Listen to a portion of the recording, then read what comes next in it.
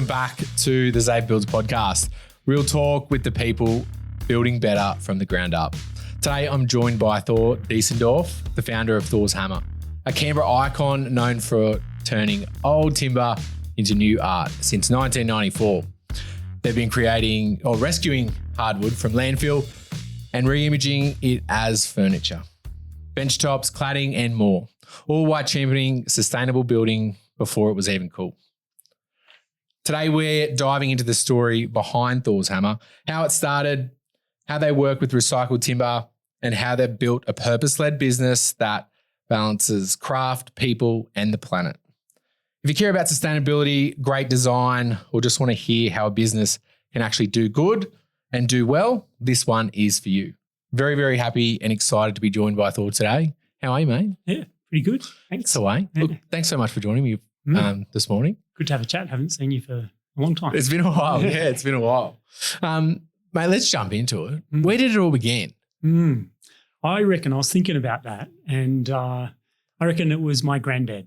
He was an engineer. He's one of those guys who came back from the Second World War and got an education. The government gave them all an education. So he was a farm boy, became an engineer, and he was always in the shed out the back after work, either making things like he would make stuff for work because he was an aeronautical engineer, so he'd be making propellers and things like that to test in the wind tunnel. But he's also making the furniture for their house, restoring old Armstrong Sidleys, things like that. And as a kid, when we went up there for the Christmas holidays, he was in Sydney, I'd just spend like every afternoon, every evening in there just watching. And if I was really lucky, he'd let me pass him a spanner or something. Yeah. Mate, that's awesome. So I reckon that was like a big part of it, just seeing him make stuff, just really wanting to do it as well. And then he did get me into it. So I think my first project where he actually let me do much was a pair of stilts. So, just getting in there with a hand plane and putting the taper on them and stuff like that. And then I made one pair of stilts, and then I had to make stilts for everyone in the neighbourhood. Oh, really? Yeah. What was like stilts as in for just mucking Stilt around? walking. Stilt walking. Around. I was 12 or I was 10 or something like that. Yeah. That's awesome. Made a pair of wooden stilts. So he was an engineer. He was an engineer, yeah. Pretty handy, obviously. Yeah. And, he had a boat on the harbour with some mates. And was it a timber boat? Nah, fiberglass. Fiberglass, yeah. Spending a lot of time fixing that and maintaining that much more than sailing it. Yeah. Yeah, and then these Armstrong Sidleys, they're like this crazy old school car which had a like huge long bonnet, walnut dashboards and, some kind of a Sphinx, I think, on the front of it. Yeah. I think they're an Australian car. Anyway, he was part of the car club and he'd do them up. So really handy, handy. But making all the furniture for the house and doing a really cool job of it. Taking me to the tip, back in the day when the tip was place where you could just wander around and scuff around and pick things up and put them in your car. You usually went home with as much stuff as you dropped off. And is that where you got the knack to find recycled timber, is it? Yeah, well, definitely. He was doing recycling. He was picking up stuff. We were picking up stuff together, but probably I did go to uni for like a year and a half, and I needed to earn money to put myself through uni, especially the summer holidays. And me and a mate bought a ute and just did odd jobs. And then gradually that turned into a business, and we were pretty into, recycling and sustainability. And so we'd make pergolas out of recycled timber and recycled hardwood. So you've been doing this for ages. Yeah, since I was like 20. Yeah. And then that just gradually took off and kind of got more interesting than university. It was more challenging as well. A big part of it was like when you're in business, all the different kind of people you have to deal with and make a relationship with. Like when you're at university, it's kind of like it's a small little subsection of the whole world. But in business, you've got to relate to customers, you've got to relate to other trades, to the demolition guys in my case, who are like really interesting. Yeah.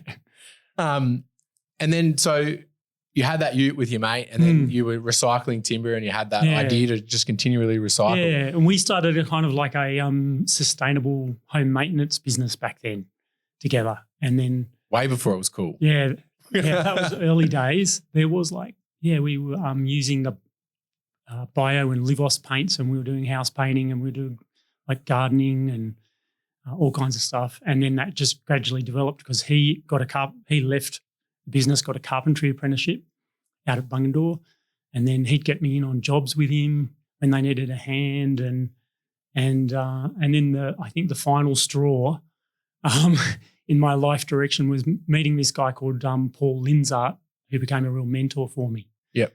So yeah, we did a NICE course back then, and he was there as well. He was it was like a business course run by the government, and Paul was building a rammed earth block machine in his back shed. So this trailer mounted thing, he loaded it with a bobcat, and it had this massive hydraulic ram, and it compacted soil or clay. You had to sort of get the right mix, but yeah, he was building that in his backyard, but he was a carpenter and joiner. And I went round to his place needing to build some trestles for a job. Like we were building some solar shutters down the coast. So I needed some trestles and I wanted to build them out of wood. I thought, I'll just knock something up, screw something together. And then I thought, oh, no, I'll go around and see Paul and, maybe get a few hints from him because he's a really good joiner. And then he ended up just he had a old bus in the driveway that he was doing up, and he turned that into his put all his woodworking little machines and tools and stuff in there. He ended up putting me in there, and I was working all day on like gardening and landscaping and things like that. And I'd go over there in the evenings and make these bloody trestles that turned into he made me do them properly. So they were 15-degree angle. Yeah, they were tapered, and they had wedged mortise and tenon joints. And then we handmade the hinges, blacksmithed the hinges. Like he had everything. Like you could do anything in his workshop. And then we started working together. I was kind of his apprentice, but not officially because we each had our own businesses. And he'd bring me in when he needed a hand, and I'd learn and suck it up. And then I would actually get him in on my jobs when I didn't know how to do them because I was getting more and more carpentry jobs, and I'd get Paul in and pay him double what I was earning, but I'd also get his expertise and because he had all the knowledge. Yeah, he had all the knowledge, and he loved to teach. So yeah, I was really lucky. Yeah. And how important was he for you in those early years? Yeah, really important. He actually wasn't that encouraging of a career in the industry. He was like, go back to uni. Yeah. But you wanted to work with your hands, did you? Yeah, I loved it. Yeah. And also I had chronic fatigue when I was 18. I got the flu 3 times in a row. The doctor kept just prescribing me antibiotics, which don't help with the flu, and they wreck your immune system. And then I was sick for a year. And when I got better, I wanted to get out there and do things. So get into it, yeah. Uni was good. While I was getting better, I went back to uni, and that was good because it was quiet and I could handle it. But then once I started to really fully get back on my feet, I just wanted to get my hands dirty. The outdoors was calling. Yeah, and just making things, yeah. We were talking just before we jumped on about how running a business, the sad part about it is we don't get to work with our hands as much anymore, and you miss that element. Why do you think it's so important for, I guess, people to have that movement and to be why do you think it's important for you? Oh, I think we're animals. You shouldn't forget it. We're human animals. Yeah. We evolved to be out there in the bush, collecting stuff and building our own shelters, all that kind of stuff. That's what we've evolved to do. And if you don't do it, you sit indoors all day looking at a computer, you're just not going to be happy. I agree. I agree wholeheartedly. And then there's just so many of us have energy that you just can't use up that way. And then, the kids get told they've got ADD, but in actual fact, they're just not doing enough. Yeah. You're not running not climbing enough trees. Yeah, that's it. That's it. Yeah. But touching on the recycled aspect, like where did that come from? Was it always sustainability in mind, or was it something you just felt you needed to do? Like, where did that come from? Yeah, it's a bit of both. Like, my dad was a scientist, and he became quite a strong environmentalist. Like, when he was doing his PhD, he did his PhD in astrophysics, and he thought, he was researching the nuclear reactions that happen inside the sun, and he did his PhD on that, and he did pretty well. And then I think he travelled to the US to do a presentation or something, and some guy came up to him from like Livermore or somewhere like that. I'm probably not 100% remembering the story, but this guy told him, your PhD was awesome. Like, it saved us a few months' work on making the fusion bomb. Oh, really? Yeah. And like just a few months' work for a couple of guys or whatever it was, or a team. Yeah. And Dad was just like, what? He was just like so shocked that his work, one, he didn't know they had access to it. And then, that his sort of innocent research on what was happening inside stars was being used to make a bomb. It kind of changed the course of his career, and he became really concerned or interested in about, social responsibility in science, like thinking about, not just making stuff and inventing things and discovering things, but like, well, what is that going to lead to? And so, he got into environmental causes, and he got really interested in wind power back in the 70s before it was a big thing.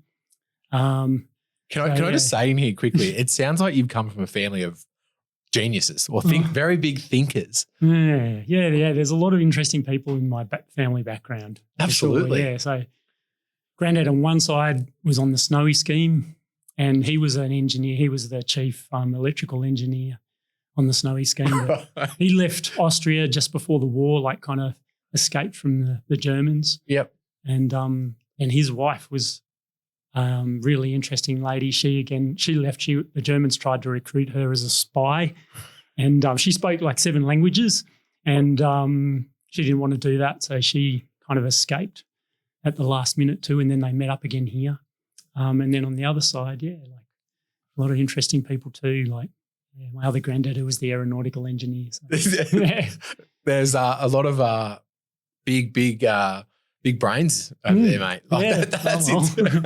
Maybe a little bit dribbled down to me. I don't know. I think a lot. So, but the other thing with getting into recycled timber, so there was that kind of environmental side, but also just not seeing stuff wasted. And Paul kind of got me into that, because those trestle ladders that I was telling you about, like he had a bit of old Oregon, like from a house demolition, stashed in his backyard, which he let me use. And then we didn't have quite enough. We needed one more board, and he just went up in his roof, which was an old 1920s house in Braddon, and he knocked out a collar tie and was like, here you go. That's so cool. This roof doesn't need that many collar ties. And it was a rental, and the house was always kind of scheduled for demolition, which did end up happening 10 years later. But it didn't need that collar tie. You only need every second collar tie, right? I overbuilt back in the day. They did. They did. That's so fun. That's like the story with you go and hire a car and take the spare wheel out and do whatever. Oh, I hadn't thought of that. Yeah. Good idea, Xavier. Yeah, that's right. I'm just putting it all together now, though. It's very clear to see how Thor's hammer has come about. One, you're a very intelligent person, and 2, you've had this really great mentor, and it's almost been in your DNA to create Thor's hammer. Yeah. And you've been going for it's been 30 years now. Yeah, yeah. And sort of Paul, when we started making furniture together, it was always with recycled timber. So we'd go to the houses being knocked down. Back in the 90s, it was mostly Kingston. And oops, sorry, mate. You're right. And they move. Yeah, he taught me to get up on the roof with a chainsaw, cut the rafters, just above the top plate, pick them up, throw them down, all that. We'd get a load in, we'd pull all the timber out of a roof in half a day, and take it back to his place and store it in his backyard. Yeah. And then my place. And then we got to know, I ended up being kind of the demolition guy out of the team or the salvage guy. And then I got to know Ronnie Hartshorn and Tony Irwin. You've still got Irwin Hartshorn Demolition. Yep. Still running. I think their sons are running it now. And, they'd be like, okay, you can take the roof, but I want a case of beer or I want a bottle of whiskey. Yeah. And a case of beer or two, and we'd get free reign on site. But that wouldn't happen these days because too many safety rules and stuff. A bit of OH&S. Yeah, you wouldn't let some random young guy on site. They'd kind of with a chainsaw. Yeah. But it was so much fun. Yeah. And that's where Thor's Hammer came, the actual name Thor's Hammer came from. Yeah. Where did that come from? Yeah, that came from me being up on roofs with my sledgehammer and people teasing me. Thor, where's your hammer? Because I think everyone grew up with the Marvel comics, like in Australia, like people saw the Marvel comics. So I used to get a bit teased a little bit, but not too much because it's a pretty strong name. But that sort of Thor and his hammer. It's a very strong and unique. Yeah, and then I thought I'll just call my business Thor's Hammer. That'll get rid of the teasing. Just put it up front. Yeah, that's right. Yeah. Well, I think that's such a cool story, and that origin is so unique. And I'm not surprised that Thor's Hammer is where it is today, and you're such a Canberra icon. I love talking to people about Thor's Hammer because everyone knows about it. And when I say, oh yeah, I've met Thor before, and they're always surprised. What do you mean you've met Thor? I'm like, well, it's Thor that's how it came to be. So I'm a little bit more in the background these days, but yeah. Now, was there a project was there a defining moment for you? Was there a project where you're like, this is it? I'm on this path now. Yeah. And talk to me about that. Well, I reckon I've already done that, Xavier. That was that trestles. That's the trestles? The trestles were that defining moment. He put me in this little wood workshop and I was there with my drilling out my mortises and then chiseling them out. And that was it. And that was the one. I really like this. Yeah, and I really liked learning and working with Paul because he was really focused on, he did his trade out in the bush, building houses, like 3-4 hours drive out in the bush for, rich cockies who might own, 1,000, 2,000, 10,000 acres. And you'd be out there and they'd live out there and they'd build everything. So they'd build the house, then they'd make the doors and windows, then they make the kitchen, the whole lot. And they do it all with basic power tools. So he was a really independent, spirited kind of a person who taught me, back then that's all we had as well. So we didn't have machinery. He taught me to make everything with what you had. And he was really focused on efficiency, quality, but only go to the point that the customers appreciate. So not with the quality of the build, but with the quality of the finish. So, if someone was going to rub their hand down the side of a table, it had to be perfect, but the underside, no. And the quality was appropriate, to what was required. For what was required for that particular piece. And that meant you could work pretty fast and you could pump things out. And that was a side of it I really enjoyed as well. Yeah. And I think it's really strong in the carpentry and in all the trades, like that focus on efficiency. Definitely. Yeah. You don't want to expend energy where you don't need to. And focusing on the finished details. I mean, it is important, say building a deck or building a house frame, it is important to get those details right, but doesn't have to be furniture grade. Yeah. And some people get caught up with every little bit of something having to be perfect. And you can't make money that way and no one appreciates it.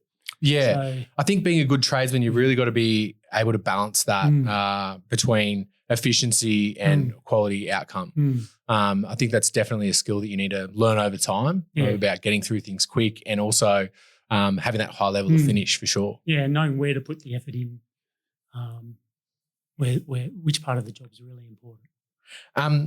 What do you think makes Thor's Hammer different? Not just what you make, but how you go about it. Yeah, I reckon just that commitment, it really is a commitment to recycling timber and to sustainability that goes through the business. We've really stuck with it for 30 years, and we've learnt a lot about it and about, recycled timbers and how to get nails out and which ones you can't and what to do with all these different sizes that we get. And, we've just built the whole business around it with recycled timber as, the beautiful recycled hardwoods that come out of the old cut roofs and the old factories and things like that as the building blocks for all our products. I think the thing about recycled timber is that it has a story. And people really enjoy that story. They do. Like you talk about pulling timber out of Kingston, wharves, railway bridges, all these kinds of things. Like people love that. Yeah. Is that like, how does that process happen? Does someone just come to you, or do you have an eye on potential big timber structures that they might be pulling down? Like how do you get these leads? Or we mostly have kind of built up really good relationships with, like partnerships practically with particular demolition companies. And so they keep us, abreast of what they're doing. But they've built their business around, separating stuff on site, pushing all the steel to one side, the timber, carefully plucking the timber out with the excavator, having a few labourers on site as well, because that's really important, to make tidy stacks. And separating out everything, and then, we are their partner in that we take all the timber that they pull out. We try not to be too fussy. And then, and that is one of the difficult things about recycling timber, is that you don't know what you're going to get exactly. We don't know what species we're going to get, because in the old days, the mills just sent whatever they were cutting down.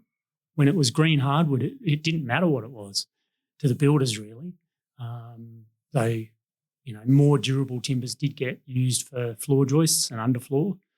But, you just never know what you're going to get in an old roof or an old factory. So, yeah, that makes it really exciting too. I was about to say, you got that first bit of timber that comes in you. But it's hard because you have to hold a lot of stock in order to be able to say to people, I've got, black butt, because we might get a semi-load of timber and, one semi-load will be 50% black butt, and then the next one will only be 25%.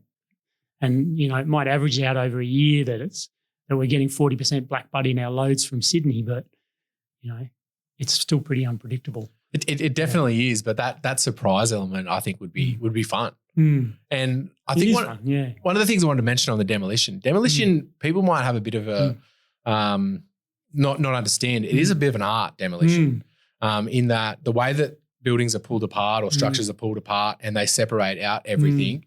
I think that's probably the start of the sustainability factor in reality with recycling stuff, isn't it? And that's where these partnerships with demolition companies are really important to us and important to them, because they build their business model around, they put in the extra work to separate stuff because it is extra work, but then they save themselves tip fees and we pay them money.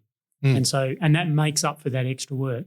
But they also have to have a bit of a commitment, because it's a more complicated business, than the demolition guy who just runs truck drivers and an excavator driver and no labourers and just crunches stuff, puts it in the truck and sends it to landfill.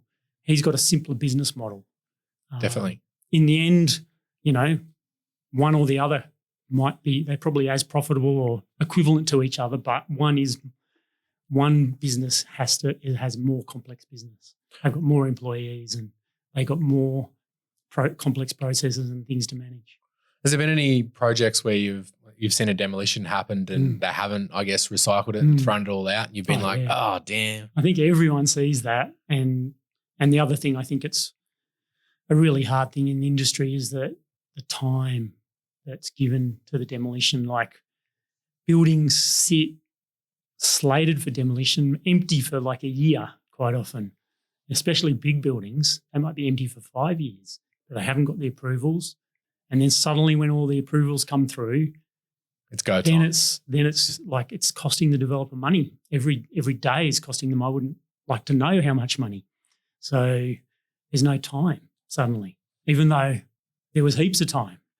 So somewhere there in those like that approval system, we need to kind of sort that out. Definitely. Yeah. And that's been a big thing. That I don't want to get too riled up because that's been a thing I think we can definitely do better. And I think that, one of the reasons I wanted to talk to you about was that sustainability element and giving us that time to be able to look at recycling stuff because we can easily recycle concrete, we can easily recycle timber, the steel in the projects. So what else is left really? The old wiring we can recycle. We can recycle, like we should even be. gyprock.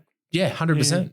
We should be looking at that more, I think. And I think that every building that I guess gets demolition or demoed, that should be a factor that I think that is taken into account because, I think there's such a big demand for recycled stuff and people love that story. And it is really cool and like there's a lack of connection, with the things that we have in our houses or the things that are made. Just about to say that.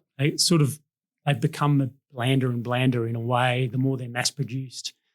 And I think there's a hunger for a bit more connection, a connection with the people who make it. Like people love that, we're local. They can read about, the guys and girls or they can even talk to them.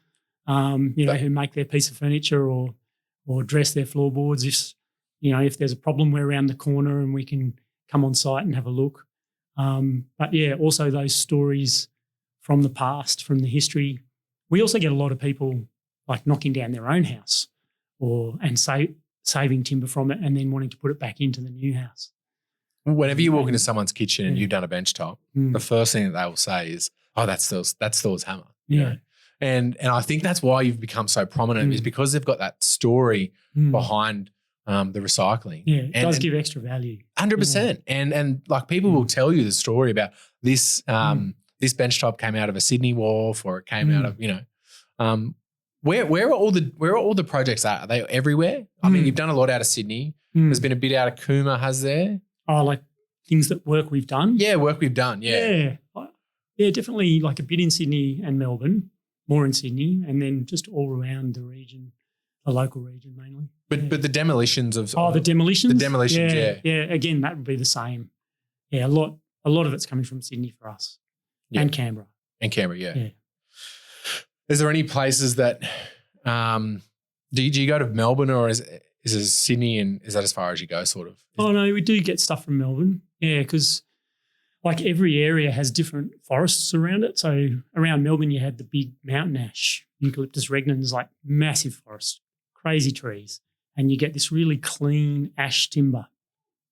And it did get sent down to Canberra, mainly just for floorboards and dress timbers and stuff, not structural timbers, because we were getting them from the local forests like Brindabellas, Talaganda, the mill at Rossai, the mill at Captain's Flat, places like that. But yeah, those timbers from Melbourne came down. And so then people have an old floor, made out of, Eucalyptus regnans, mountain ash. They want to do an extension. They want to match it. So we'll get timber down from Melbourne to do that. Yeah. And so that's the even Brisbane, like we're getting timber from Brisbane too. Everywhere. Yeah, because again, like in Brisbane, you'll get another different species mix from the forests around there, which is really useful to us. You get the tallow wood, ironbark, forest red gum, turpentine. You get a lot more of that up there, really durable stuff, which is, really good for making cladding, external products, pergola beams, things like that. Do you have a favourite timber? I don't really have a favourite timber. It's like picking a favourite child, is it? They're all good, and probably cranky in their different ways. Spotted gum is really beautiful. It's got all that. Often has fiddleback, variation in colour, green, browns, reds. I love it, but it moves a lot. So, if you make flooring. Or even a table, you make a table out of spotted gum, you will expect it never will stay perfectly flat.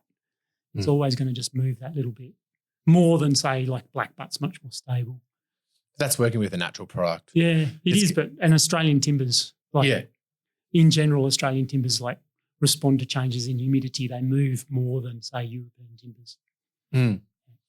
Why do you think that is? Because our climate's so up and down? I think it's just something in the structure of the timber. Yeah. But of the hardwoods that we've got here, they're really heavy and dense as well. So they're really unusual globally. And yeah, if you were like running a business like mine in, say, the US, you wouldn't have access to these amazing Australian hardwoods. You'd have like, mostly pine. And that's why they haven't got the kind of, the kind of industry that we've got here with our recycled timbers.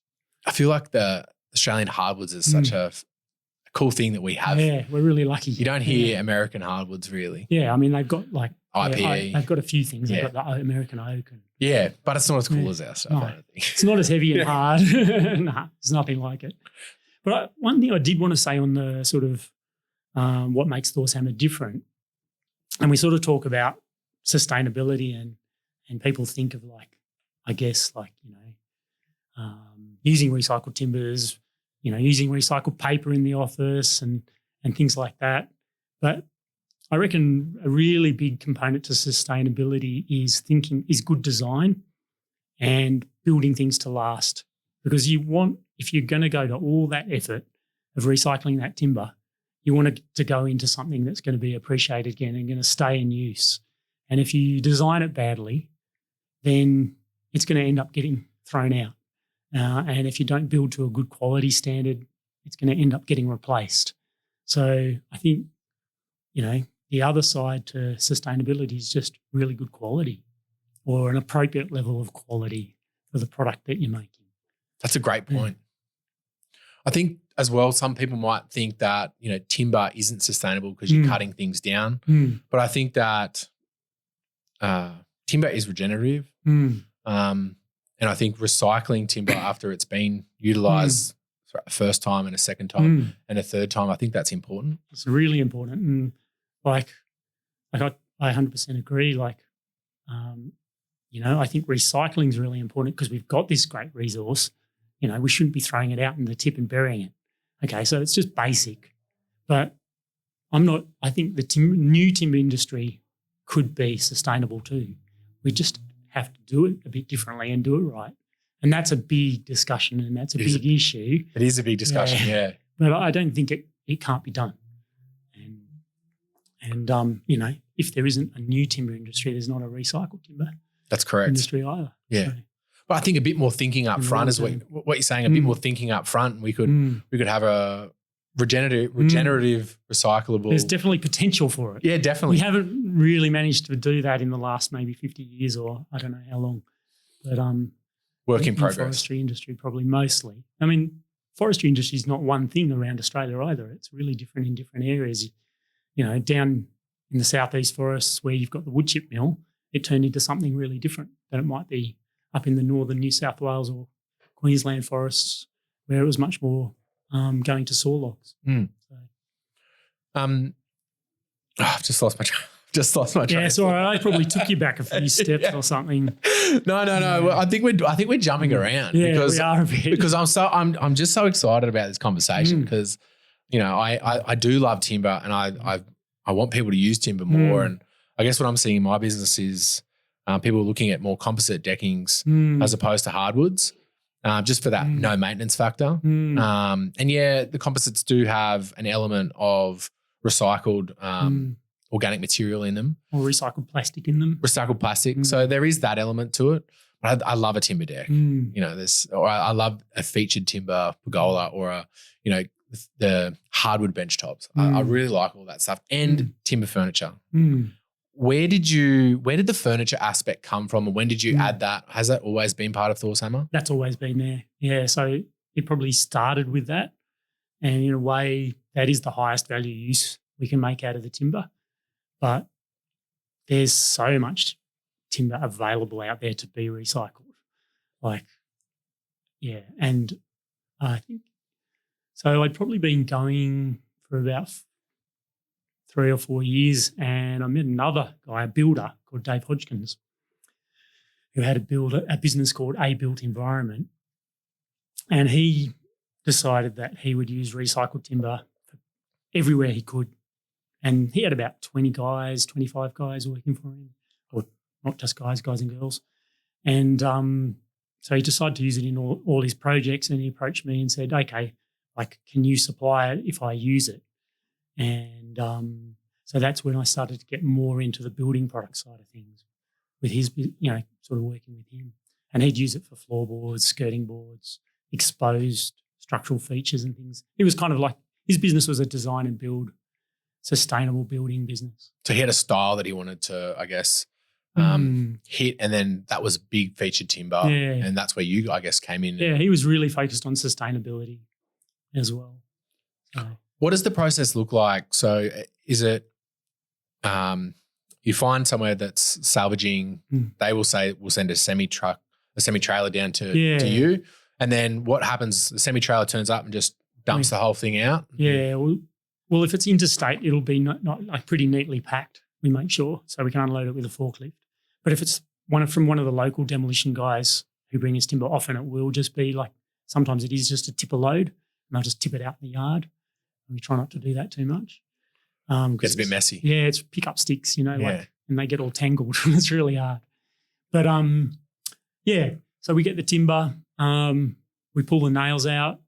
You get the magnet that goes over the top of it? Yeah, we check stuff with a magnet and with a metal detector. We've got a denailing line now where the guys can kind of work at one height, push it onto rollers, dock the timber with a pop-up saw, and then push it again, and it goes down along another conveyor and through a metal detector that we modified from the food industry, which sprays dye, beetroot-based dye on the timber where if there's a nail left in it. And then it goes out onto a big crossfeed deck where the guys can sort it by species. And that's one of the tricky things, because they're identifying or trying to identify the timber by the end grain. The recycling team manager spends a lot of his time training people up in how to identify hardwoods from their end grain. That's so cool. And I've seen you put this stuff on your Instagram and show people that process. And for the people that don't know or haven't seen, jump on Thor's Hammer's Instagram and have a look at that. But you've come up with that process completely yourself by trial and error? Yeah, I guess so, yeah. And the denailing line that we've got at the moment is like our third version. Third iteration. Yeah. That's so cool. So, yeah, we've tried different things. So, yeah, I think the first one I built, before that was always just, working on a pair of sawhorses. And people the sawhorses are becoming a theme here. Yeah, you've got people use things like they cable tie milk crates together, like to make a sawhorse that doesn't have any metal in it, because you can't have any metal in your sawhorse. But yeah, we've always made timber ones. But yeah, done a lot of gradual improvement of our processes. Well, you've been in business 30 years, and you've mentioned that you've learnt so much over that. Are you still learning now? Definitely. Yeah,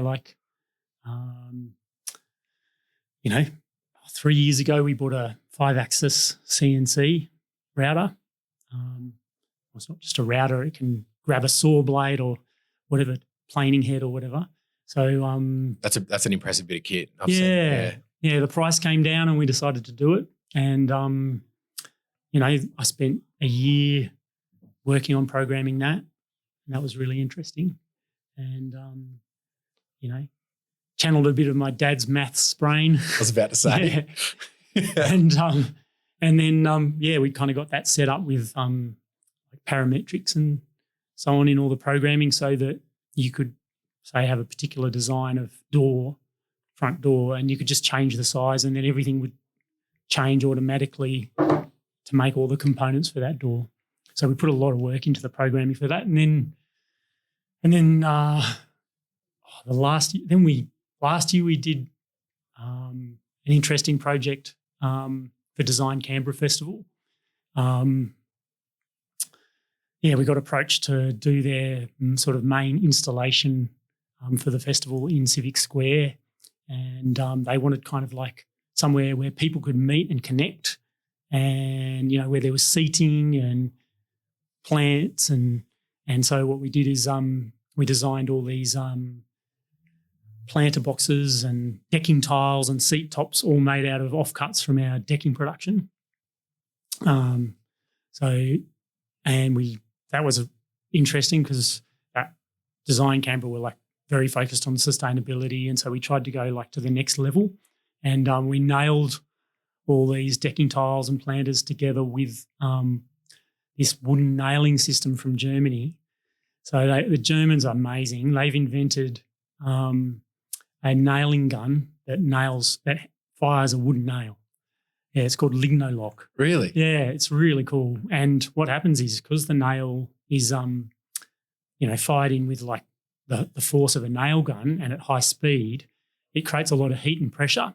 And that heat and pressure activates the lignins in the timber. And actually, like you can see when you cut open one of the nails and cut through the nail, you can see how that lignins has bonded the nail into the timber. So it like chemically bonds just naturally into the timber, and you cannot pull one of them out. So you can hammer these wooden nails in with a hammer and you can pull them out again. But if you fire them in with a nail gun, you can't get them out. They just break. It's like friction welded. Yeah, friction welded. That's so cool. They're lignins. It's the same thing with our sawdust. We compress it under like 5,000 PSI, and that activates the lignins as well and makes a brick for fireplaces. For burning, yeah. And that's what you do with all of the sawdust and leftover stuff, basically the byproduct of recycling, right? Yeah. Just that extra element. Yeah, yeah. Do you take on projects like you just mentioned because of the difficulty level? Or is it something that you feel that you're called to do? Like, where does that come from? Yeah. Well, because that sustainability element in what you're just talking about, that's difficult to do. I know. And like, it's really easy not to make money when you do things like that. So, but I think that's what I love that, the challenge. The challenge. Yeah. And sometimes it works out and sometimes it doesn't. And you've just got to kind of roll with the punches and, the ups and downs of it all.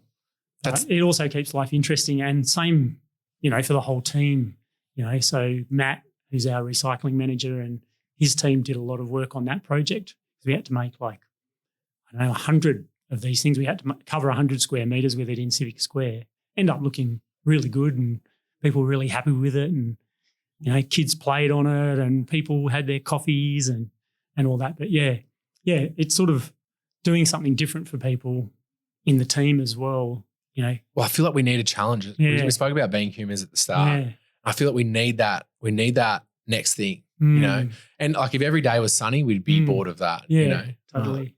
Something that I say to myself often is it would be boring if everything happened perfectly. Like I think that, if every part of your life went just seamlessly, like you've got, where's the difficulty level there? Yeah. I think we're made to have to overcome challenges. Definitely. Or we're evolved for those challenges. Speaking of, let's change tact a little bit. Yeah. What do you see broken in the construction industry at the moment around materials, especially timber?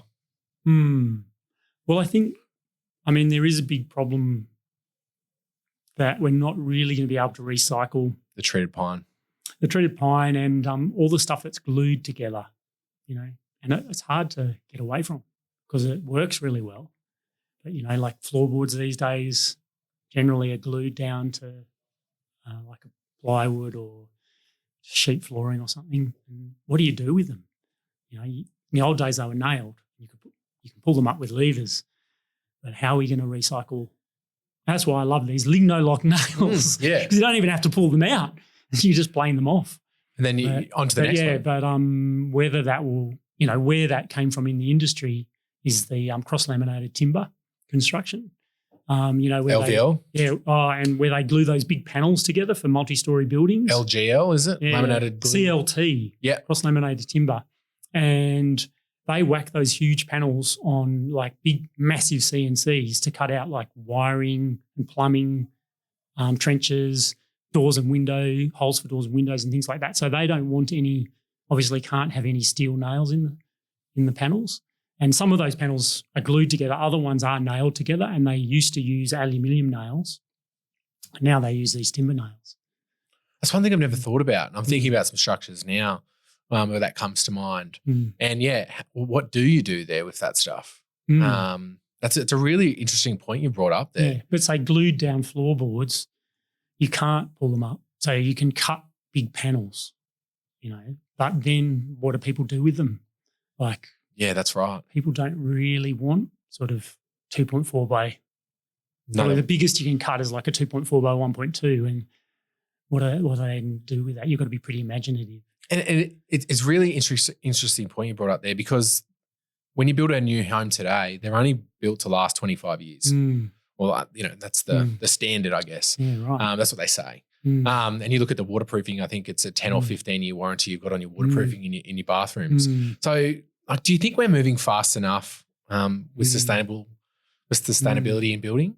Like, do you think we're thinking about it carefully enough? Oh, no, probably not. Probably not. Yeah. We're always, I guess, there's other really important things like cost and the housing crisis, getting roofs over people's heads. Yeah, but we should be coming at it from all angles. There's plenty of people out there who are thinking through this stuff and really know how to do it well.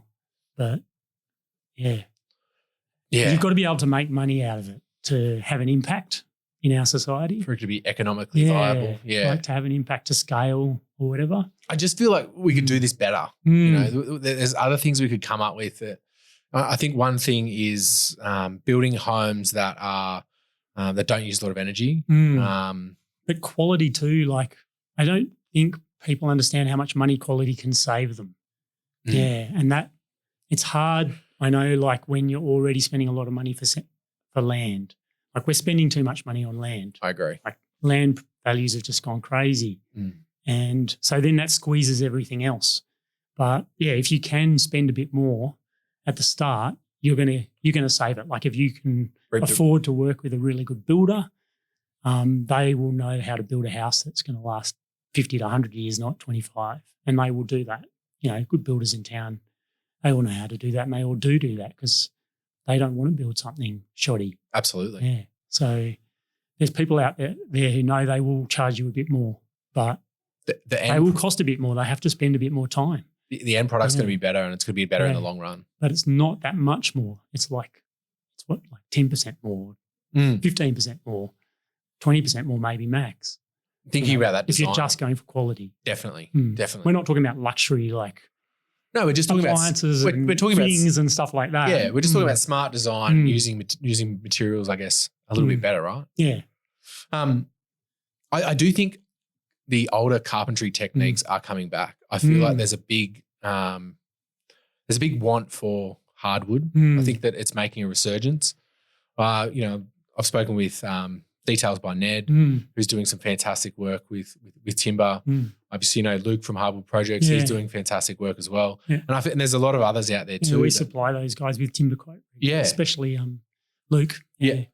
And he's doing fantastic work and they both are. But one of the things is there, and going through a carpentry apprenticeship, I feel like there's the craftsman element potentially needs to be, I guess, pushed a little bit more in that being a carpenter, you are a craftsman and that you want to leave a project to be built for a long time. I've got more connection with the cabinet making part of the tech, and they're actually got really good teachers there over at Bruce. Bruce Tafe. So, pretty impressive actually. Yeah. Yeah, really good team and I think they do really well by the apprentices. But, if you were an apprentice, cabinet making apprentice, and you're working in like a kitchen company, you've really not got the chance to develop those solid timber skills because they're just not part of your day-to-day work. So, they give you the projects and they might give you a little bit of experience, but you're not getting enough experience on the job. That hands-on, putting stuff, in like using timber. So, like, where do you get it? There's not that many places you can work where you can learn it. And there's been timber mills that I've seen that have been shutting down recently. I know one in Moss Vale recently, Coach House Timbers, have been bought out by Modnex. Really? And they're not around anymore. I think it's all coming out of Queensland now. And there was Who were the guys in Mittagong? They had their own kiln and stuff as well. The Woodage. The Woodage, yeah. Yeah. So, and they built their beautiful workshop out of like rammed earth. And it's just sort of, Why do you think that stuff's going to the wayside a little bit? Sign of the times? I think it's like, it's hard to compete with the big boys, isn't it? It is. Because so you've got to do something, you've got to market yourself really carefully. You've got to do something that's quite niche and special because, like say for sawmills, the big guys have got, moulders that'll put timber through at like 300 metres a minute, and my moulder is operating at like 15 metres a minute. So, and both moulders have 2 guys operating them. Maybe theirs has 4, 2 on the outfeed and 2 on the infeed or something. But, they just have all like the automated handling and, massive investments. Yeah. But you couldn't do that with recycled. No. Yeah. It's such a unique product. Yeah. It's not uniform. It's not uniform enough. They'd hate it and they'd hit nails every now and then. And downtime on a 300 metre a minute machine is going to be very expensive. Big money, yeah. Where do you think recycled materials are headed in the next 10 years? Well, it seems to be like I've got plenty of timber. I could recycle more timber if I could sell more timber. So, I'm working on that side of it a bit more. Yeah, that's where I see the issue. Obviously, eventually we're going to get through all those. It's the sort of 1970s buildings that have the most good timber in them. Because after that, we moved to truss construction. And is it just too hard with the gang nails and stuff? Yeah, it's too hard. And at first they made trusses out of hardwood and they seem to be coming out of WA. So they're all like Carry and Marry and Jarrah and stuff. But they're smaller section timbers, they're short lengths, and then you've got those truss plates to get off, which are like a nightmare.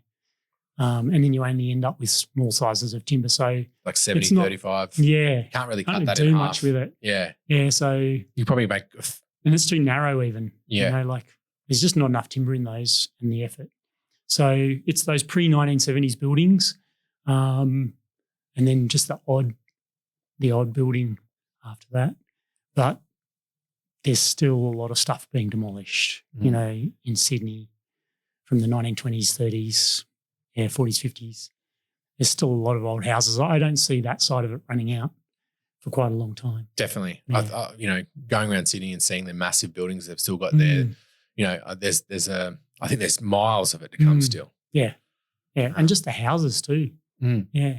Just the old houses. There's great timber in an old house. Well, for decking, you basically take the rafters, right, and say it might be 90 by 100 and you chop that in half essentially. Yeah, like 100 by 50s. They would have been sawn to 4-inch by 2-inch. Yep. And then they've shrunk a bit. So like you say, about 95 by like 48 and then split it in half and make decking out of it. But the decking's probably coming more often out of the floor joists. Oh, right. Interesting. Because, back in the day they did use the more durable timbers for the floor joists. Yep. But you'll get a roof made out of all heavy hardwoods as well, especially up in Queensland. Like everything's made out of durable timber up there. Big rainforests up there. Yeah, or just, those are just the kind of trees in the forests. Yeah. Switching over to business and leadership, what's it been like growing and leading a team over the last 30 years? Yeah, looking back, it's funny, we've kind of grown by one person every year we've been in operation. So now we're up to about 30, 35. We've been going about 30 years. So, are you still doing Pilates every morning before you start, or is it yoga? Oh, we do our like warm-ups. Warm-ups, that's it. Talk to me about that. Warm-ups and stretches. Yeah, that's a big part of the day. So it's pretty physical work what we do and pretty repetitive. And the timbers are bloody heavy. So, I started having to do my stretches and warm-ups before work like when I was like 25 or something. And I'd just get up early and do it, and then I'd be good for the day, like swinging a sledgehammer.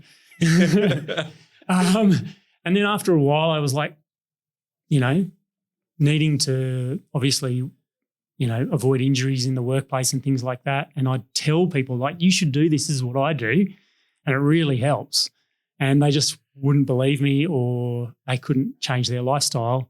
So then I started doing it first thing in the day at work. And a mate of mine, who's a exercise physiologist, gave us a little sequence that, like warms up all the joints. This is so cool. Technically, it gets the synovial fluid back into your joints, because when you're sleeping overnight, when you're just still, the fluid drains out of your joints, and then if you just do your heavy lifting straight off the bat, and then we play handball. Really? Yeah, these days we play handball, and that's like great team spirit little thing, just for 10 minutes. And it also gets people like fully mentally awake, because that's the other thing with machines, right? We don't want to cut our fingers off. Definitely. And like, if you're not being aware of what you're doing and where your hands are, and you're not concentrating, you've got heaps more chance of hurting yourself. So that part of the warm up is like, just a bit of competitiveness, like a bit faster moving and stuff. Yeah, but that's been through a few different versions as well. Yeah. I remember we first started because when we were out at the old brickworks and then the business was in Yarralumla, there was a beautiful Westbourne woods around, so we'd go for a jog through the woods. And then we got into boxing. We had some boxing bags, and we'd do our warm up on the boxing bags, and then we'd spar. But that got too violent. Someone gets hit just a little bit too hard, and then the next person hits back harder. And now we were a very young work team back then, so it was kind of cool. But we've been through hacky sack. Hacky sack, yeah, but keep you uppies. But the handball has kind of stuck. That's the one that stuck. Nearly everyone enjoys that. Is there a king? If they don't really enjoy it, they tend to leave. Yeah. Is there a number one handballer? Is there everyone trying to beat someone? There's Franco and there's Matt. Yeah. Yeah, we've split into two different teams because there's too many of us. So the recycling and dressing teams start half an hour early. It started in COVID because we couldn't have so many people in the lunchroom, but then it kind of stuck because it was actually it worked well having a bit of a smaller team, especially for handball. Definitely. It kind of stuck. So there's about 9 people, between 6 and 9 people playing. I love it. And then the joinery plays their own game. Recycling and dressing are better players than the joinery. Here we go. There's even little subcultures because the joinery have got their own rules. Do they? They've just gone out on their own limb and got these weird rules.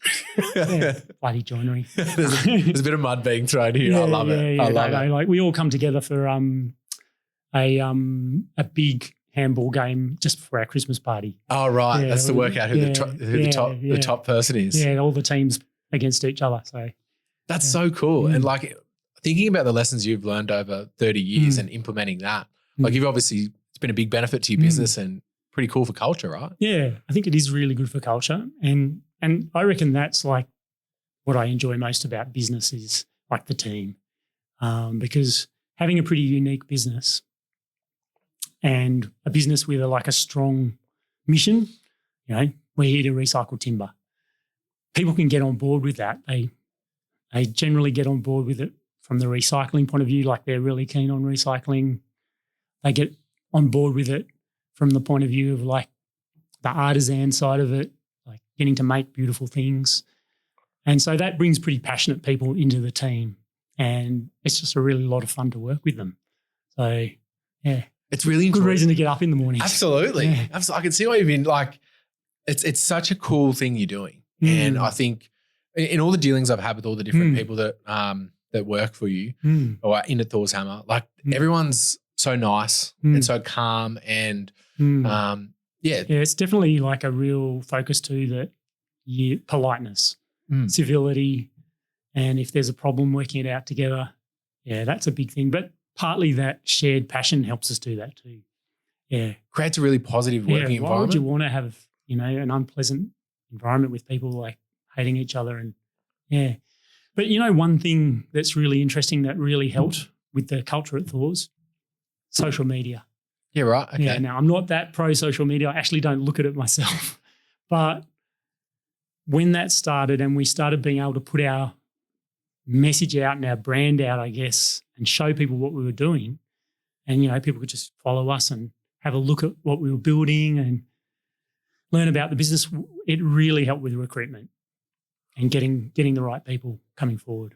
Well, I think it resonates with a lot of people. Yeah, And, it was great in the early days of social media. You could get a lot of natural, organic, reach back then. Now, Sort of got to pay they're the really money. making you pay. Aren't They gave it to you for a while until you were hooked. Yeah, that's it. It was and it still is a great way to connect with people just directly. Yeah. Look, should we get your Instagram up and have a little look through it while we're talking about it? Yeah, and just remember, I don't actually. I know. Yeah, I don't look at social media. Yeah. But I'll know. I might recognize some of the people. There's Matt. There's Matt. Yeah. That's some of that Melbourne ash, the mountain ash floorboards. That looks beautiful. He's like picking a job out for, I'd say. Yeah. Out of. Yeah. There's just something calming about timber. There's something calming about, even in Instagram here, there is something calming about, and warmth. I think it's because it's a natural product and it's, Look at this one. This is fantastic. Oh, that house. That is amazing. That's up on the just north of Sydney. The architects, awesome. Tonga Beach House, that's it. Imagine walking in there each morning and having a coffee. The carpenters putting up those beams. Oh, you should see the central vertical beam that's 11 meters tall. This is all your stuff recycled, right? Yeah, but the guys on site did such a good job. Every joint is so tight. And Mickey Mouse. It's really beautiful. Really great team. It was really good working with them. And we didn't meet up with them till the job was finished. We went up there and had a look. Oh, that's fantastic. But, they were good to work with on. Yeah, so good to work. Good seeing your product in action. This is some of the furniture, obviously, through here. There's the bricks we were talking about. Yeah, the briquettes. That's the urban sanctuary stuff that we This one here? Yeah, all the planters. Oh, that's all hexagonal shaped. And that's beautiful carpentry. All made up out of parallelograms and with the Vigno lock nails. There it is more in there. Yeah. Oh, that's cool. We're banging on about it a bit at the moment because we've got a heap of it in Floriade. We sponsored Floriade this year and they've done the Ngunnawal Dreamtime Trail. And so the planters kind of are out there in Floriade and creating the areas where the rainbow serpent snake came in and out of the ground in little gardens. So we're out there with a market stall. You come down and have a look and say hello. Yeah. Come on a rainy day. There's almost no one there on a rainy day. Look at this table. Oh yeah, that's our market stall. That's your market stall there. Yeah. That is so beautiful. Big 3.2 metre black butt table. What kind of finish have you got on that? That's the Osmo. Osmo. So it's a German finish based on sunflower oil. Great product. Is that with do you put a blue light over it or ultraviolet light over it? No, not that one. But you can. They do have a UV version, but that's more for factories. Yeah, here I am. Oh, I can go back. Oh. Yeah. What else is up there? Oh, that's Jan Soltet. In the middle here? Yeah. He's a chair bodger. Yep. So we sell his chairs. He came out to Floriade on Sunday and was, demonstrating. And I got to have a go and we ended up taking turns throughout the day because, again, it's just standing around in a Floriade stall, waiting for someone to chat to or making something. Yeah. Which would you do? Yeah. I'd like to be busy with my hands. I like to do a mixture of both. Yeah. For those people that don't know what chair bodging is, how would you explain it? Well, he makes the chairs out of, it's very traditional, out of green timber. The rungs and the uprights, or the uprights are green timber. And you just shape them with a draw knife. So you sit on this special sort of sawhorse again. It's got a special name, but I forget what it is. And it's got a clamp and you kind of you push with your foot to hold the timber in position and then you shape it with the draw knife. And it's just split with an axe first and then you shape it and then and it's all fully green, wet. He cuts it down, and then chucks it in a big tub of water to keep it wet until he uses it. And then the way the chairs work is that the slats, so the back slats are recycled timber, and the rungs, he dries them out, and then the uprights are green. And so you put the joints in, and then those joints just get tighter with time because timber shrinks as it loses its moisture. So they shrink onto each other. Yeah, and those chairs just never loosen. You know how chairs, the rungs always fall out after a while. Yeah, you forever tighten them up. You've got to stop the kids from. That's right. Yeah. Don't swing on that chair. But he's awesome. He's got a little property out past Tharwa. He looks like he's got some good stories too. Yeah. Oh, yeah, he's an old Dutch guy. Yeah. And he's got a good sense of humour. Oh, there's one. Hardwood, yeah. Lukey, well done.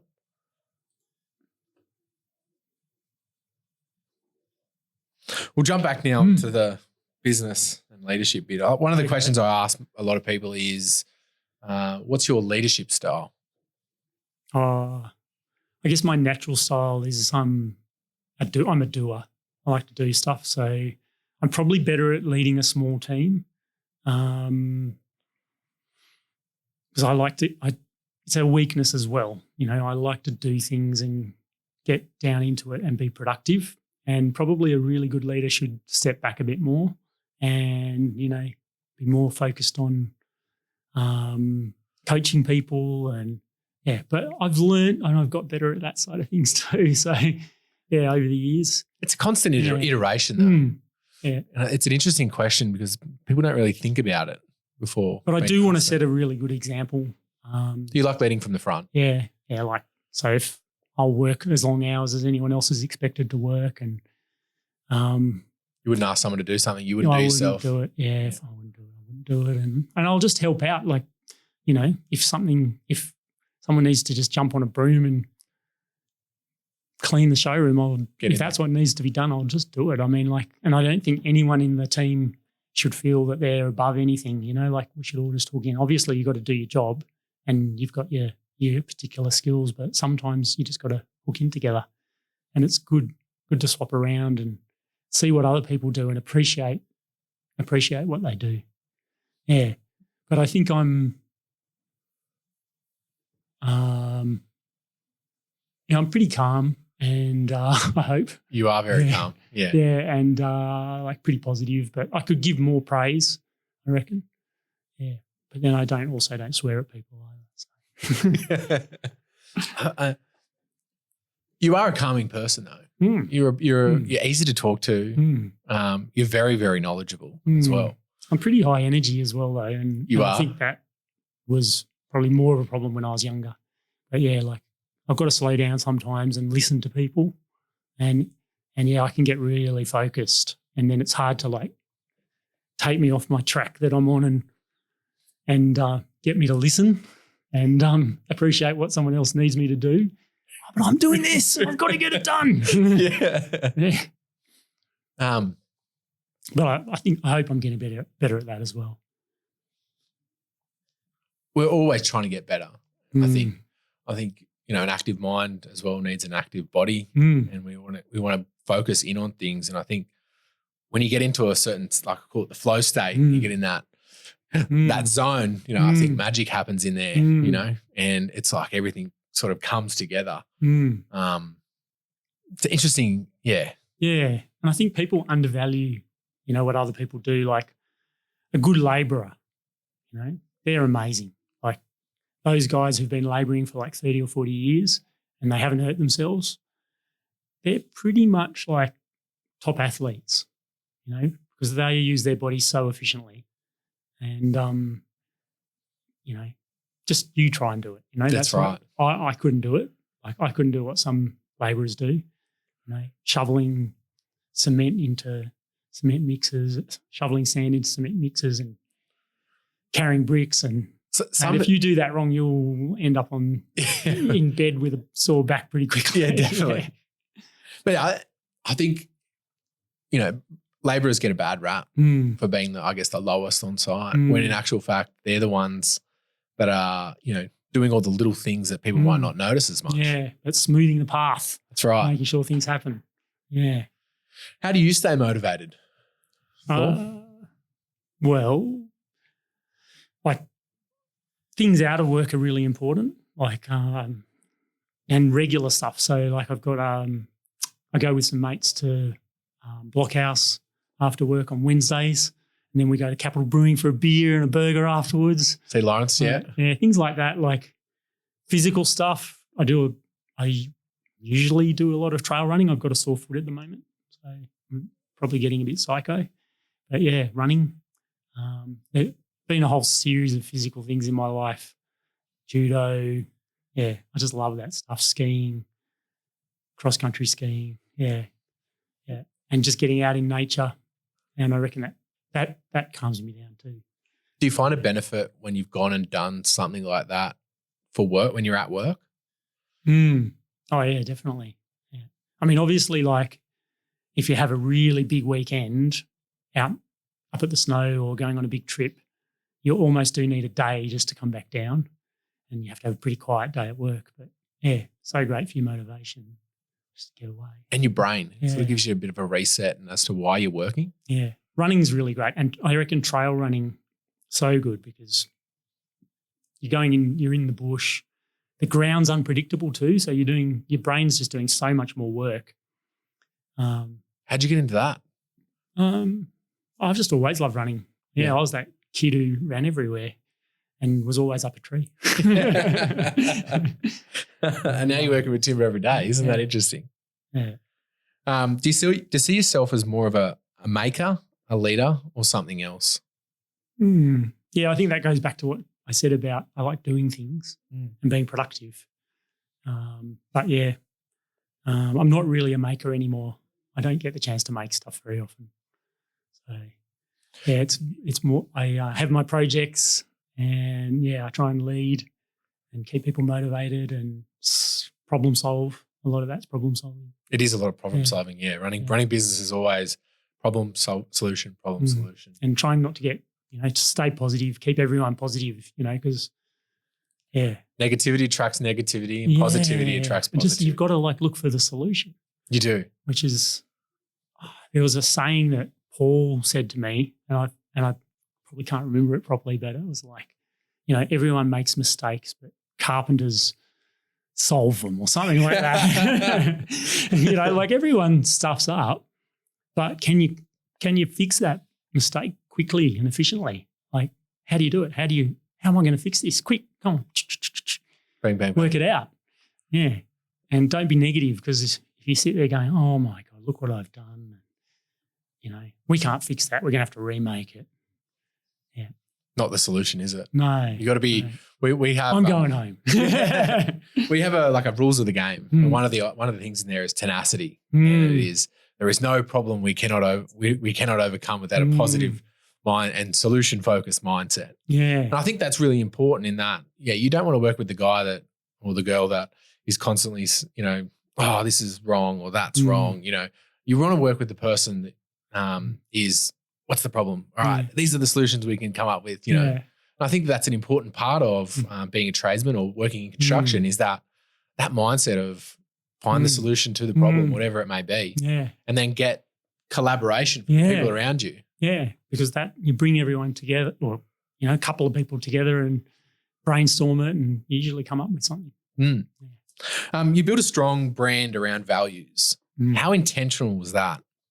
Or was it something that's developed? Yeah, like back in the early days when I started, we kind of hid the fact that we were using recycled timber. Like, it's not that we didn't tell people, but we filled all the nail holes with a timber-coloured filler, and a lot of them we plugged. And, we had to kind of convince people that recycled timber was as good as new timber. They were like, oh, is this going to be okay? Is it going to be good? And, so we put a lot of effort into hiding what we were doing. And then it sort of started to turn around, and I don't know why. Maybe we probably contributed a little bit, but it turned around sometime like 15, 25, 20 years ago, and people started to love it. And then we could like celebrate the nail holes and celebrate the history of the timber and stuff like that. So And that's when it took off, really. Yeah. There's so much to talk about in, I guess, your story. But you mentioned before sharing your story has helped build trust with clients. Yeah, and with employees. How important has that been, I guess, for your business moving forward, and where do you see it going? Yeah, I reckon sort of a partnership model of business is a great model. So with your clients, with your suppliers, you're not trying to screw anyone. We're trying to work together for a really great outcome for everyone. And I guess that you need to build trust, and then you build these good relationships where you kind of check in, is it working for you? Are you getting what you need? Am I getting what I need? And then it's the opposite of Donald Trump. Right? He thinks he's got to win, and US has got to win every time. But that's not my model of doing business. My model is everyone, has got to be winning it for everyone. Collaboration, right? Yeah. And build up these strong partnerships, and then, we can help each other. Yeah. Definitely. I think when you explain what you're trying to achieve to people, then they get on board and they want to achieve that with you. You share your goals. The next set of questions I wanted to go through with you was about inspiring the next generation. Why do you think people aren't picking up the tools as much as what they used to be, and why do you think we're seeing a decline in construction at the moment? Yeah, I didn't know that there was, but there's less apprentice numbers, I guess, and I think there's a bit of a concern. And they're always struggling to find trades. I mean, which has stuff to do with, I think, for example, Telstra, Telecom, they used to train thousands and thousands of apprentices, and they've cut that right back. So, some of these big companies have really cut back their contribution to training. In terms of the next generation, it's a tricky thing to talk about in that. I think that us as business owners have got to make it more attractive for young people, but also to set some expectations that it is going to be hard for the first 3 or 4 years. But then after that, you've got a foundation that you can go and do. You can work anywhere in the world. You can go and you've got that skill to fall back on if you choose to, I guess, go somewhere else. And with AI, physical manual skills are going to be one of the ones that can't be replaced. Exactly. Yeah. I mean, you see these robots that are building houses and stuff. But my thing is, well, who sets the robots up? It's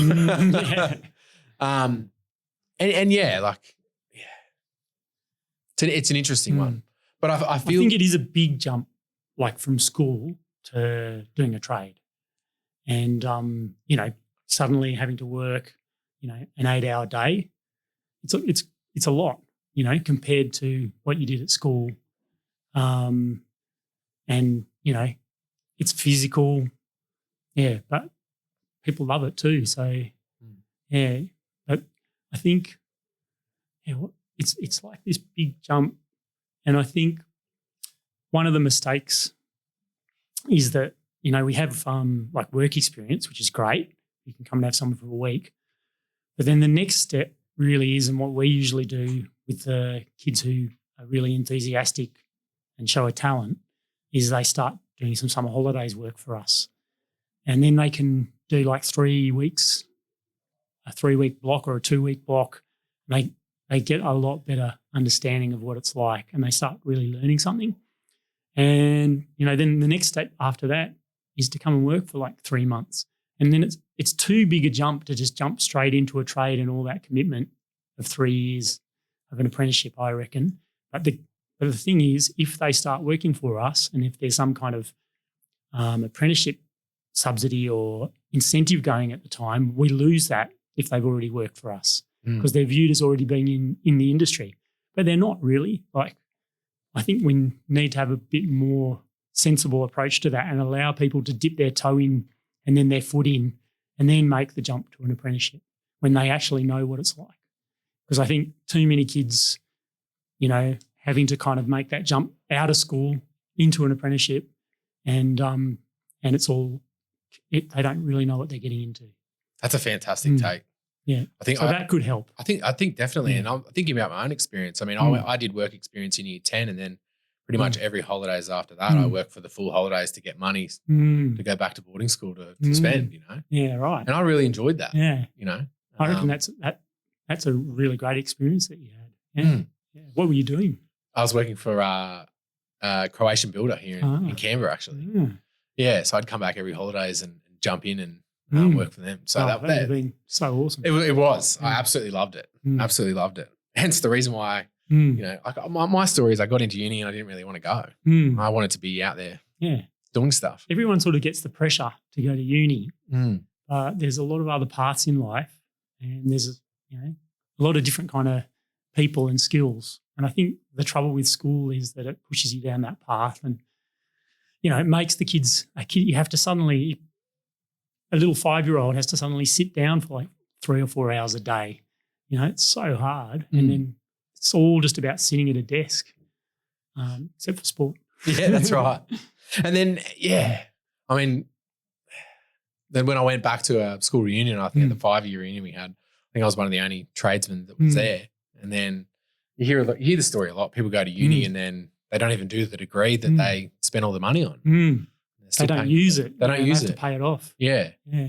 That's a sad story, I think. Yeah. An interesting thing too, I sometimes think about is, we've had a few people from overseas come and work for us who've like seen us on social media and approached and gone, I really want to work for you. We do an interview over Google Skype or Google Meet or something, and then they land, and usually works out really well. But yeah, like just the different situation of the trades in different countries. So in Germany, they've got a lot of more respect than we do here. Like it feels like, and the training is like if you want to be certified to be able to train an apprentice, you have to do an extra 2 years on your trade. So you have to you have to become a master.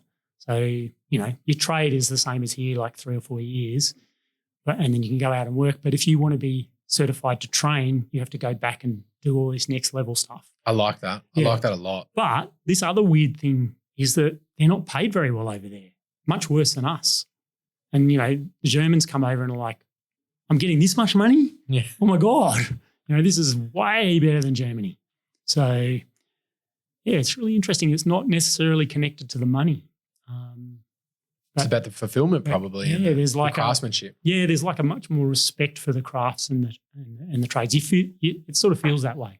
And then we've had Japanese come over and work. And I was going to say, I love watching the Japanese. They have such good tools too, the Japanese. Beautiful tools. All their timber work as well is just phenomenal. Yeah. And you see them building the houses with all the different joins and how they all put it together. Again, over there, trades are really badly paid. So, and you're doing normal day is 12 hours. Really? 10 to 12, kind of minimum. They don't work as hard as we do, but they expect to do these really long days. So, really interesting to see what's going on in different countries, what we can learn from them, and how we could maybe bring some of that in here or not. And how did you know all of that? Is that just from experience or just from having these guys come and work. Yeah. And you talk to them. Yeah. Yeah. Find out the story and I learned. That's so cool. That's so cool. I feel like we could talk for a long, long time, you and I, Thor. Yeah. There's so many things I want to ask you, so many questions that I wanted to go through, but we've got we should wrap it up. Yep. We'll work on to that. We'll move on to the quick fire round anyway. Okay. Now the quick fire round is never quick fire, so say whatever you want comes to mind and we can talk about it. Yeah. But the first question is, what's one tool you can't live without? I'd have to say my hammer. Yeah. But actually, really vernier calipers at the moment. Right. Yeah. I love my vernier calipers for visualizing the size of something, like a component in a piece of furniture, because you just open the jaws out to it and you can kind of really see it is that going to look good? And obviously measuring things for accuracy and, if you're making a joint, it's got to be kind of perfect. So, a lot of our stuff's made to points of a millimetre accuracy now. Yeah. So the vernier calipers, the vernier calipers are up there.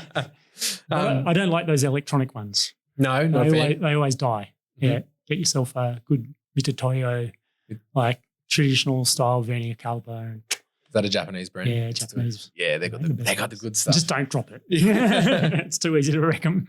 What's the biggest myth about working with timber or building sustainably that you want to bust? I reckon there's a lot of romance about working with timber, and we get a lot of people wanting a job coming out of the public service. They're sick of the public service and they want a job, and they've got this idea that it's all going to be like the craftsman and the piece of wood and, sharpening the plane and then looking at the piece of wood and having a cup of tea and then picking up the plane and taking a stroke and just like everyone will be clapping. There is a lot of kind of romance around like the art, the craft. And the thing is, I think people got to wrap their heads around who want to come into the industry that it is heaps about speed, and efficiency. We sort of touched on that before. We did, yeah. But results. Come on, and they get, that can be a shock. Yeah, definitely. Yeah, yeah. I think we have young apprentices, I guess, that overthink things. Even some tradesmen, they'll overthink things, and it's like you're thinking about that too much. Like no one's looking at that little bit or that bit that's not seen. Let's get it happening and move on to the next. But it's really fun doing things quickly. It is. Yeah. It is. It's good to look back at the end of the day too and see what you've created. Yeah. If you could fix one thing in the building industry tomorrow, what would it be?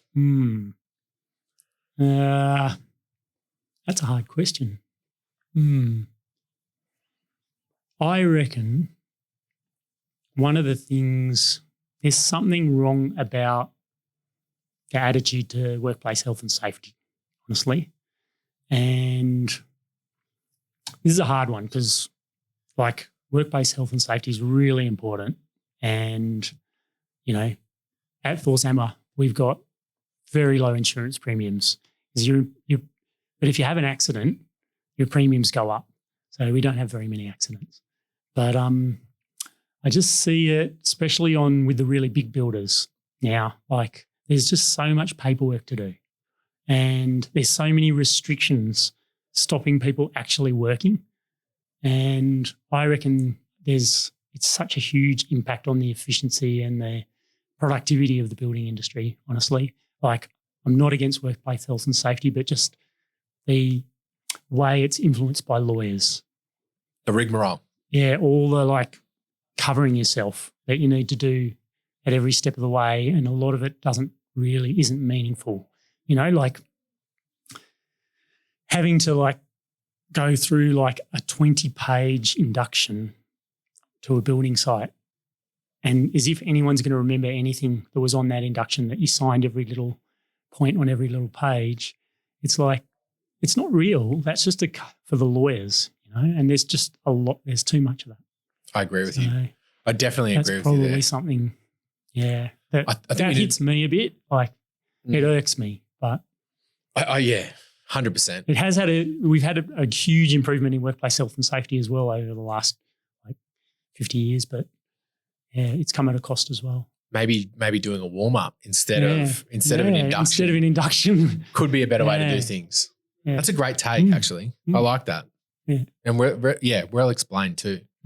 What's the best advice you've ever received?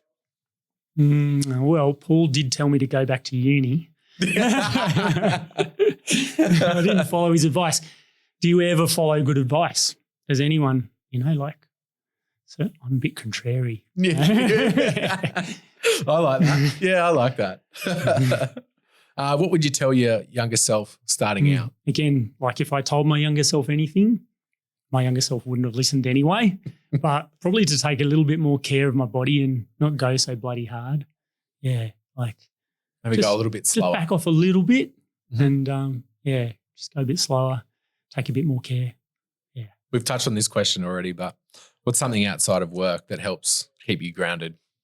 Yeah, definitely all the physical stuff I do. Yeah, because work has become, a lot of computer work and a lot of talking. And it used to be physical. Work used to keep me grounded, but now it's a bit the other way around, and I've got to do that. I've got to do the trail running. I've got to do something. You got to get that energy I've got to out. go climbing. Yeah. Who's someone in the industry that deserves a shout out or should come on the podcast? Well, I was thinking, and I reckon Michael Brusick. He is one of the local demolition guys. He's also a builder as well. And he separates all his waste and he brings it out to us, and he's doing a great job. And it'd be interesting to hear his side of the story, what it looks like from his end. Absolutely. Yeah, I'd love to talk to a demo guy. Because as I mentioned, it is a bit of a fine art. To wrap things up, where can people find your work or visit your workshop? Where are you located? Oh, just in the funny bit of Fishwick over near the railway station, up the road from the fruit and veg markets. Yeah, Mildura Street. You got a little showroom in there? Got a showroom at the front, and upstairs. It's the old Tip Top Bakery, and then a big workshop behind. You can, if you want to have a look, you're always welcome. We've sort of set it up so there's a little half-height wall, and people can come through the glass doors and check out what the guys are working on. That's so cool. Yeah, that's awesome. And if you want to see Thor's work, jump on Instagram, jump on Facebook, jump on the website. There's some really cool stuff on there as well.